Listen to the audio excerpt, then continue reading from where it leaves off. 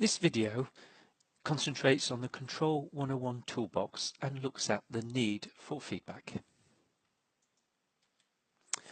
The toolbox was released in 2023 and several videos and resources explain the basic usage, how to download the toolbox via the add-ons button and so forth. Now those videos are still relevant. This video is to introduce some of the more recent files which focus on the motivation for using feedback. Just a warning, the most recent version for the toolbox will work with the most recent version of MATLAB, but we cannot give guarantees that all files in all releases will work across all versions of MATLAB.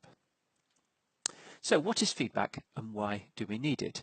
Now you'll realize there's a separate playlist all about feedback, and you can see here a screen grab of the online book of mine where again it explains what is feedback, why it's important and so forth. So please go there if you want more information in general.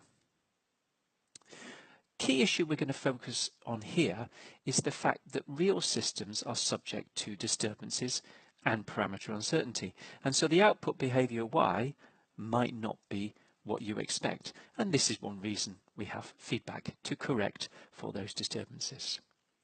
Now one role of the toolbox is to provide students with help so that they can engage with and relate to the core principles. Try and help them visualize things and say, oh, that's what it means, it makes sense now. So we're going to focus on two recently created virtual laboratories to help students with this engagement. Let's start with the weakness of manual control. So manual control means a human is constantly monitoring a process and making changes to achieve the desired output.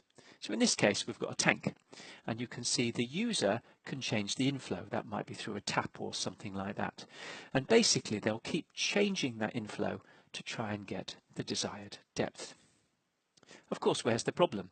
There might be some disturbance in flows which keep changing and of course will impact the depth, and there might also be blockages to the outlet pipe which will change the outflow, and that also will have an impact on the depth. Now you'll find very quickly that manual control of such a process is tedious, expensive on human time, and indeed humans find it difficult to concentrate and more. So let's demonstrate the app. If you go to the Control 101 Toolbox interface here, you'll find the manual control of tank level is easy to find. So now let's find the app. I'll just go here. Here it is. So you'll see we've selected manual in this box here, and I'll just press simulate. And in essence, what I've got to do is move this slider up and down to get the desired depth. So let's press simulate, and you'll see, are we going to get the desired depth? And what I can do is I can move the flow up and move this slider up and down and try and control the depth. Now what you'll see in the top right is that the disturbance flow and the blockage to the outlet pipe keep changing, and because they keep changing, the amount of flow I need to keep the right depth keeps changing, and it's actually quite hard as a human to keep monitoring this slider to try and keep the right depth. And of course what we want is the user to do this, to try and keep manually changing this slider and see, can they reject all those disturbances. You see I've not done a particularly good job. Now what I could do is say, well, let's try automatic control. So here I've got PI. I don't know whether these PI are well designed or not, but let's simulate under the same scenario, and what can you see? The PI has done a much better job of rejecting those disturbances and those blockages. So again, hopefully it's obvious. The purpose of this app is for the students to experience for themselves manual control and decide for themselves, does this really make sense, or would I rather have automation? So what about open loop control? So one alternative is to plan the required control actions in advance using system knowledge, modeling and so forth, and then simply implement the chosen signal or input, and hopefully you'll then get the output that you would like. However, the weakness is that the real system will be slightly different, so there could be wear and tear, components might not be quite what you expected, there will also be disturbances coming in, and so the real output will not be the same as the expected output. So we've got a robot arm example here to illustrate this. This robot arm is deployed to move loads between trays, and you can see I've got 4 trays here. As the trays have fixed positions, you could in principle design an input signal to move the robot arm from one tray to another, and you could have some different specifications, such as the fastest movement in terms of maximum speed of the arm, or fastest movement in terms of minimum time between trays, and you can work out analytically some mathematical solutions to those problems. However, what would happen if something wasn't right? What if the load wasn't quite what you expected? What if the motor was suffering from a bit of wear and tear?